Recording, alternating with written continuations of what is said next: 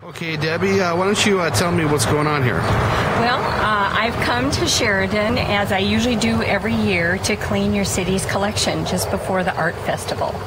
And so right now what I'm doing is I have cleaned the sculpture and I put wax on it and I've warmed it up and now I'm rubbing it back. And it should protect the sculpture from the elements for a year's time.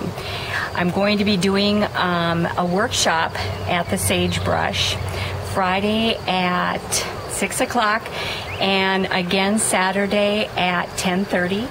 And we will be talking about how to clean your indoor sculptures that are younger than 30 years of age. There's lots of different things that you can do to keep your own collections looking as nice as your outdoor sculptures.